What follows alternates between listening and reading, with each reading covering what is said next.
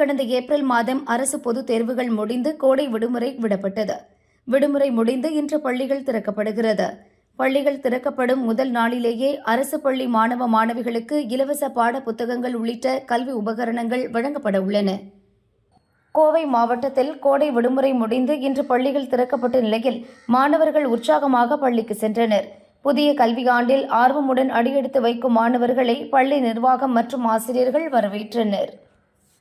கோடை விடுமுறை முடிந்து பள்ளிகள் திறக்கப்பட்ட நிலையில் காய்ச்சல் உள்ள மாணவர்கள் பள்ளிக்கு வரவேண்டாம் என கடலூர் முதன்மை கல்வி அலுவலகம் அறிவுரை வழங்கியுள்ளது. காய்ச்சல் இருக்கும் நிலையில் பள்ளிக்கு வந்தால் மற்ற மாணவர்களுக்கு பரவக்கூடும் என்பதால் முன்னெச்சரிக்கையாக இருக்க பள்ளிகளுக்கு அறிவுறுத்தப்பட்டுள்ளது. சென்னை மாநகராட்சி பள்ளிகளில் மாணவர்கள் சேர்க்கை 2 மடங்காக அதிகரித்துள்ளது. கடந்த ஆண்டு 6000 மாணவர்கள் சேர்ந்த நிலையில் தற்பொழுது 16,490 மாணவர்கள் புதிதாக சேர்ந்துள்ளனர். தமிழகம் முழுவதும் கோடை விடுமுறை முடிந்து இன்று பள்ளிகள் திறக்கப்பட்டதால் வெளியூர் சென்றிருந்தவர்கள் சென்னைக்கு விமானங்களில் திரும்பினர். இதனால் உள்நாட்டு விமான நிலையத்தில் பயணிகள் கூட்டம் அதிகரித்திருந்தது. மதுரை, தூத்துக்குடி, திருச்சி, கோவையிலிருந்து சென்னைக்கு வருவதற்கு விமான கட்டணங்கள் பல மடங்கு உயர்ந்துள்ளது. கோடை விடுமுறை முடிந்து சொந்த ஊர் சென்றவர்களும் ஊட்டி, கொடைக்கானல் உள்ளிட்ட சுற்றுலா தலங்களுக்கு சென்றவர்களும் நேற்று சென்னை திரும்பினர். விழுப்புரம் பகுதியில் சென்னை நெடுஞ்சாலையில் வாகனங்கள் அணிவகுத்து சென்றதால் போக்குவரத்து நெரிசல் ஏற்பட்டது. மொத்தம் 45,000 வாகனங்கள் சென்னை நோக்கி சென்றது. திமுக பொதுக்குழுவில் மத்திய அரசுக்கு எதிராக தீர்மானங்கள் நிறைவேற்றப்பட்டதற்கு தமிழக பாஜக தலைவர் நயினார் நாகேந்திரன் கண்டனம் தெரிவித்துள்ளார். எப்போதெல்லாம் திமுக அரசுக்கு எதிராக மக்கள் மத்தியில் கொந்தளிப்பு கிளம்புகிறதோ அப்போதெல்லாம் மத்திய அரசின் மீது வீண்பழி சுமத்தி மக்களை திசை திருப்புவதை முதல்வர் ஸ்டாலின் முழுநேர பணியாக செய்து வருகிறார் என்றும் அவர் விமர்சித்துள்ளார். மதுரையில் திமுக மாநாட்டுக்கு முதல்வர் ஸ்டாலின் சென்றபோது சாக்கடை கால்வாயை திரை போட்டு மறைத்துள்ளனர். இதுவே மோசமான ஆட்சிக்கு சான்று என எதிர்க்கட்சித் தலைவர் பழனிசாமி தெரிவித்தார். கழிவுநீர் கால்வாயை தூர்வாராமல் திரை போட்டு மறைத்துள்ளனர். அவ்வளவு அவல ஆட்சி தமிழகத்தில் நடக்கிறது என்றும் தெரிவித்தார். தேசிய கல்விக் கொள்கை மிக முக்கியமானது. சிலர் அதை வைத்து அரசியல் செய்கின்றனர். நாட்டின் எதிர்காலம் இளைஞர்கள் வசம்தான் உள்ளது. அவர்கள் கற்கும் கல்வியில் அரசியல் செய்வது நாகரிகமற்றது என கவர்னர் ரவி தெரிவித்தார். தமிழகத்தில் ஆண்டுக்கு 7,000 பேர் PhD பட்டம் பெறுகின்றனர்.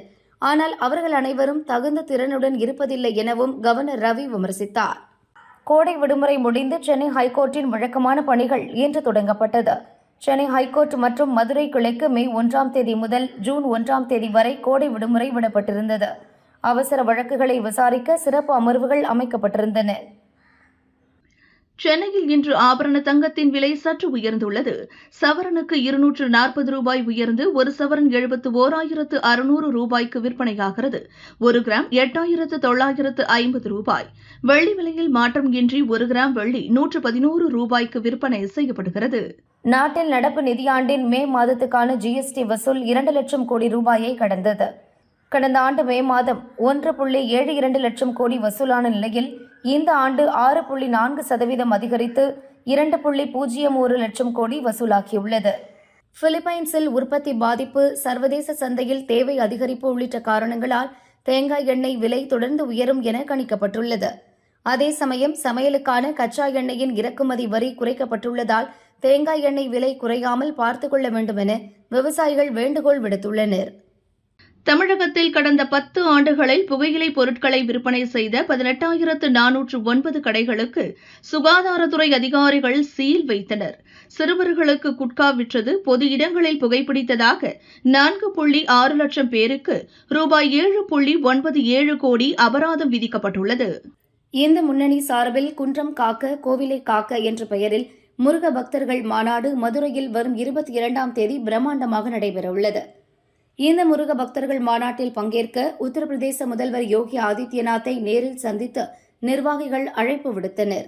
ஆபரேஷன் சிந்தூருக்கு பிறகு கடும் நடவடிக்கைக்கு பயந்து இந்தியாவில் சட்டவிரோதமாக குடியேறிய வங்கதேசத்தினர் 2000க்கும் மேற்பட்டோர் தானாக முன்வந்து நாடு திரும்பியுள்ளனர்.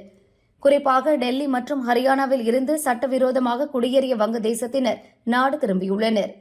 அசாம், மகாராஷ்டிரா மற்றும் ராஜஸ்தானில் இருந்து சட்டவிரோதமாக குடியேறிய வங்கதேசத்தினர் கைது செய்யப்பட்டுள்ளனர். நார்வே கிளாசிக்கல் சர்வதேச செஸ் போட்டி ஸ்ட்ராவெஞ்சர் நகரில் நடந்து வருகிறது. நேற்று நடந்த போட்டியில் இந்தியா சார்பில் உலக சாம்பியன் குகேஷ் நார்வேயின் கால்சனை எதிர்த்து விளையாடினார். சாமர்த்தியமாக விளையாடிய குகேஷ் இறுதியில் வெற்றி பெற்று கால்சனுக்கு அதிர்ச்சியை கொடுத்தார். இதனால் ஏமாற்றமடைந்த கால்சன் மேஜையை கையால் ஓங்கி அடித்து தனது அதிருப்தியை வெளிப்படுத்தினார். இசையமைப்பாளர் இசைஞானி இளையராஜா இன்று தனது 82வது பிறந்த நாளை கொண்டாடுகிறார். அவரது பிறந்த நாளை முன்னிட்டு திரையுலகினர் மற்றும் ரசிகர்கள் நேரிலும் சோசியல் மீடியாவிலும் வாழ்த்துக்களை தெரிவித்து வருகின்றனர். திருப்பதி ஏழுமலையான் கோயிலில் நடிகர் சோனு சூட் குடும்பத்தினருடன் சுப்பிரபாத சேவையில் இன்று காலை சாமி தரிசனம் செய்தார். அவருக்கு தேவஸ்தான அதிகாரிகள் கோயில் வளாகத்தில் உள்ள தீர்த்த பிரசாதங்களை வழங்கி வேத பண்டிதர்கள் மூலம் ஆசிர்வாதம் செய்து வைத்தனர். மதயானை கூட்டம் ராவண கோட்டம் படத்தின் இயக்குனர் விக்ரம சுகுமாரன் மாரடைப்பால் காலமானார்.